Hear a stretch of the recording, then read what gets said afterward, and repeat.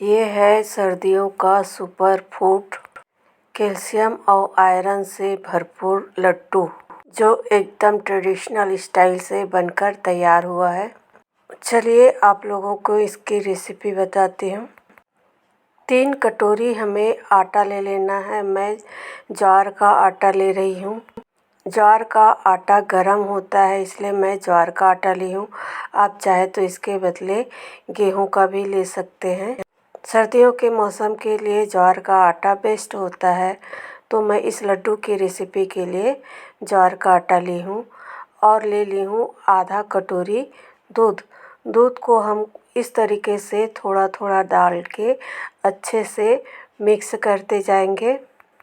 पूरा दूध को एक साथ हमें नहीं डालना है, इस तरीके से थोड़ा थोड़ा डालना है और इसे अच्छे से मसल के मिक्स करना है। इस तरीके से आप देख सकते, ये देखिए मैं पूरा दूध अब डाल दी हूँ। अब इसको अच्छे से हम मिक्स करेंगे। इस तरीके से मैं इसे दोनों हाथों की मदद से इस तरीके से मिक्स कर रही हूँ। गुठलियाँ पड़ रही है तो उसको इस तरीके से मसलते हुए हमें वही तोड़ लेना है। आप देख सकते हैं, ये पूरा प्रोसेस हो जाने के बाद इसे आधा घंटा के लिए ढक कर रख देते हैं। तब तक दूसरा प्रोसेस करेंगे। मेजरमेंट के लिए आप एक ही कटोरी रखिएगा, अलग अलग कटोरी नहीं यूज़ करना है। जिस कटोरी में हमने आटा लिए हैं उसी कटोरी में 2.5 कटोरी मखाने ले लेंगे और मखाने को ड्राई रोस्ट करना है। इस तरीके से गैस का फ्लेम लो रखिएगा और इसको तब तक ड्राई रोस्ट करना है तब तक ये इस तरीके से टूट न जाए। इसे दबाने से पूरा टूटना चाहिए। अभी मखाना रोस्ट हो गया है। अब इसको हम अलग से बर्तन में निकाल लेंगे और कढ़ाई को अच्छे से साफ़ कर लेंगे। और इसमें हम जिस कटोरी में हमने मखाना लिया है उसी कटोरी में 1 कटोरी सफ़ेद तिल ले लेंगे और उसको भी ड्राई रोस्ट करेंगे। हेलो एवरीवन, मैं जूही मसाला किचन में आप सभी लोगों का स्वागत करती हूँ। आई होप आप सभी अच्छे होंगे, स्वस्थ होंगे और मस्त होंगे और सर्दियों के मौसम को एंजॉय कर रहे होंगे। तिल को इस तरीके से चट चट आवाज़ आते तक ही भूनना है। ये भी भुना गया है। अब इसे हम निकाल लेंगे। तिल भूनने के बाद हल्का भी हो जाता है और थोड़ा सा उसका साइज़ बड़ा हो जाता है, तो इस बात का आप ध्यान रखिएगा भूनते समय। पूरे तिल को निकालने के बाद इसमें हम इसी कढ़ाई में देसी घी डाल देते हैं। आप वीडियो को बिना स्किप करके देखिए ताकि आप एक एक स्टेप को देख सकें और आपका भी रेसिपी अच्छे से बन जाए। घी को अच्छे से पिघलने देंगे। जब तक घी पिघलती है तब तक हम इंग्रेडिएंट देख लेते हैं। ये है गोंद। हम गोंद के लड्डू बना रहे हैं। 1.5 कटोरी गोंद ली हूँ। इस गोंद को थोड़ा थोड़ा करके डालेंगे, तब ये अच्छे से फ्राई होगा, नहीं तो ये अच्छे से फ्राई नहीं होगा। और जब अच्छे से फ्राई नहीं होगा तो खाने में ये दांत में चिपकता है, इसलिए इसको अच्छे से फ्राई करेंगे। थोड़ा थोड़ा डालेंगे घी में, तभी ये अच्छे से फूटेगा। देखिए फूल कर कितना बड़ा बड़ा हो गया है। इसी तरीके से हम इसको भून लेंगे अच्छे से। जब ये अच्छे से फूल जाएगा तब इसको हम बाहर निकालेंगे। गोंद अच्छे से फ्राई हो गया है, अब इसको हम निकाल लेते हैं। इसी तरीके से थोड़ा थोड़ा करके हम सभी गोंद को फ्राई कर लेंगे। मेजरमेंट का आप ध्यान रखिएगा। जो रेशो बता रही हूँ उसी के अनुसार से इसको हमें बनाना है, तभी हमारा लड्डू अच्छे से टेस्टी और अच्छा बनके तैयार होगा। इस तरीके से 2-3 बार करके हम गोंद को फ्राई कर लेंगे। अब उसी घी में हम काजू डाल देते हैं। काजू डालते समय मेरा वीडियो पॉज हो गया था।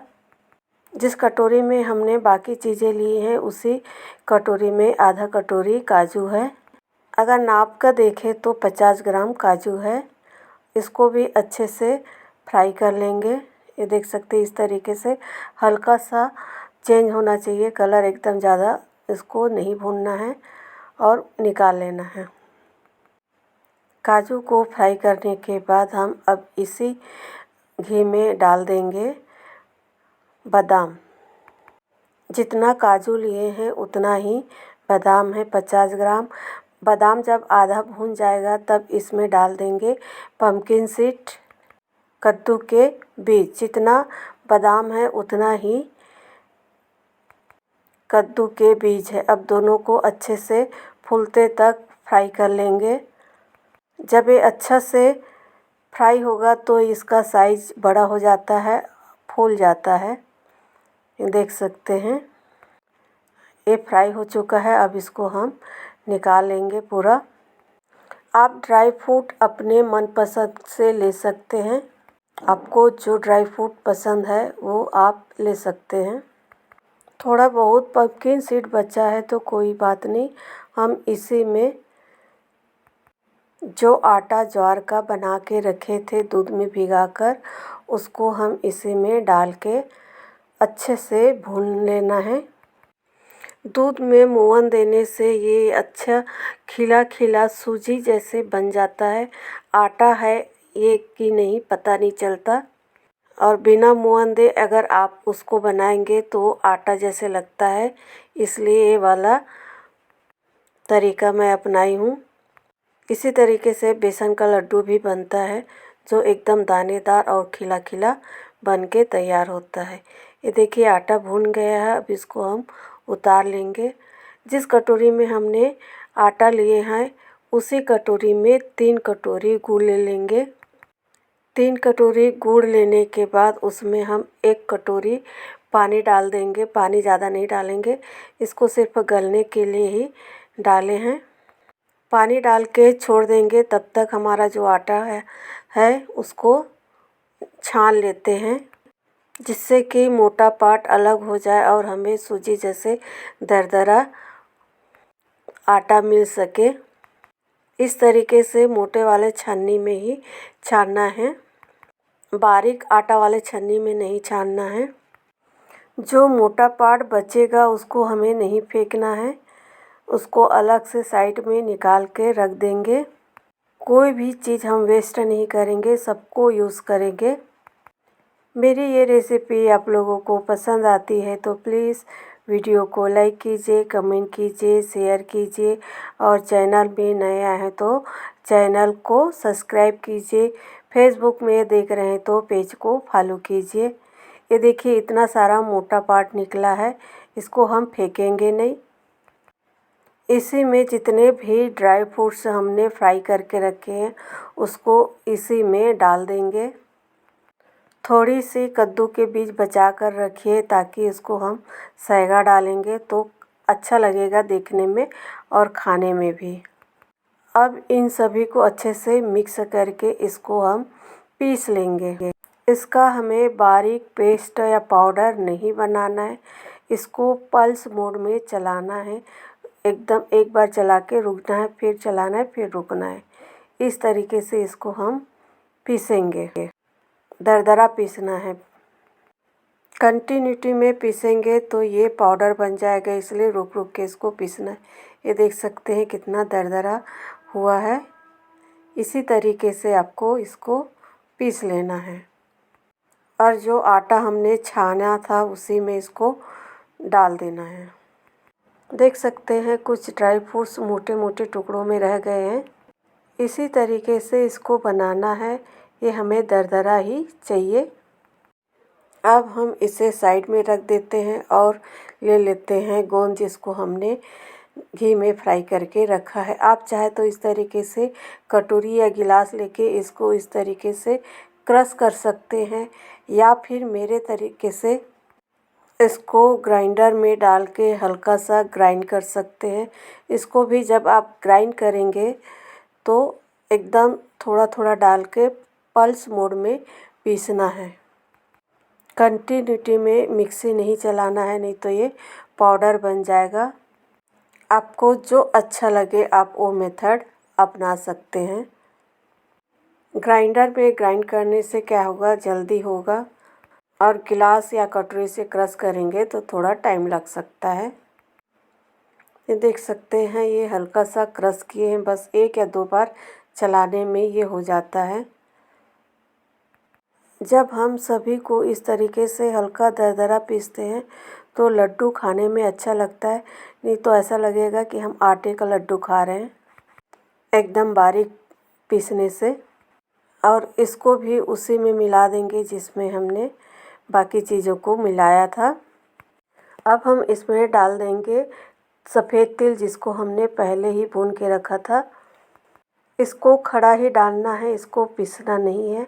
और साथ ही 1 नारियल, जिसको इस तरीके से कद्दूकस कर लिए हैं और थोड़ा सा कद्दू का बीज बचा के रखी थी उसको भी इसी में हमें मिला देना है।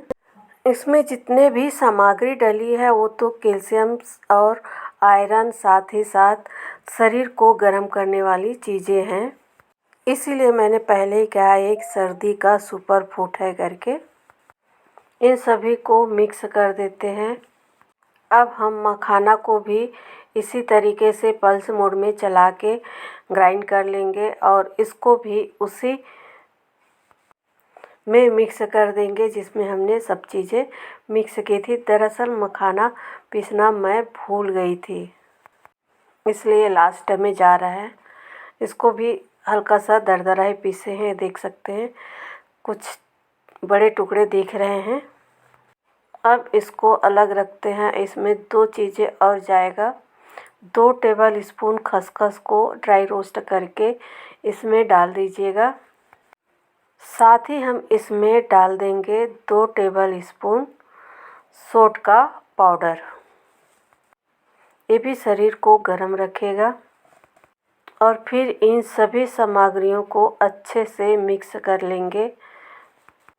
इस तरीके से आप लड्डू बना के रोज़ एक खाएंगे तो हल्का फुल्का जो शरीर में दर्द रहेगा और ठंड में होने वाले सर्दी ज़ुकाम से बचे रहेंगे। वैसे भी अभी बहुत ठंडी पड़ रही है। गुड़ को हम इस तरीके से इसको पिघलते तक पका लेंगे ताकि इसके कचरा जो भी होगा उसको हम बाहर छान के निकाल सके। ये प्रोसेस करना बहुत ज़रूरी होता है। मैं कोई भी डिश गुड़ वाला बनाती हूँ तो ये वाला प्रोसेस अवश्य ही करती हूँ, क्योंकि गुड़ में थोड़ा बहुत कचरा होता है, इसलिए इस प्रोसेस को करना ज़रूरी होता है। ये गुड़ पिघल गया है, अब इसको उतार देते हैं और जिस कढ़ाई में हमने सब चीज़ तैयार किए थे उसी में मैं इसको डाल देती हूँ छान के। इस तरीके से बड़े या छोटे किसी भी छन्नी में छान सकते हैं आप। मैं आप लोगों को कचरा भी दिखा रही हूँ, कितना सारा कचरा निकला है। ये देखिए, छन्नी में तो है और बर्तन में भी उतना ही चिपका हुआ था। अब इसको हम तब तक पकाएंगे जब तक ये इसका जो पानी हम डाले थे एक्स्ट्रा वो ख़त्म ना हो जाए भाप बन के, तब तक इसको पका लेना है। इसका कोई चाशनी वाशनी हमें नहीं बनाना है। इसे तब तक पकाना है जब तक ये छूने पर हमें तेल जैसे महसूस हो। ये देख सकते हैं, इस तरीके से तेल जैसे होना चाहिए। एक और है कि ये झाग बनना बंद हो जाता है, तभी इसको हम बंद कर देंगे। गैस को बंद कर दिए हैं। अब हम इसमें डालेंगे जो सामग्री बनाए थे आटा, उसको इस तरीके से थोड़ा थोड़ा डालते जाइए और चम्मच चलाते जाइए। आप चाहे तो इस प्रोसेस के लिए एक का हेल्प ले सकते हैं। मैं अपने हस्बैंड का हेल्प ले रही हूँ ये प्रोसेस करने के लिए। और कंटिन्यू चम्मच भी चलाना है आपको, इस तरीके से जल्दी जल्दी मिक्स करना है। गैस को बंद कर दीजिए, नहीं तो ये जलने लगेगा। आप देख सकते हैं, इसको इसी तरीके से फटाफट मिक्स करना है, क्योंकि जो गुड़ है वो सभी इसमें लगना चाहिए सामग्री में। इस तरीके से लड्डू का जो मेन वाला प्रोसेस होता है ये यही होता है।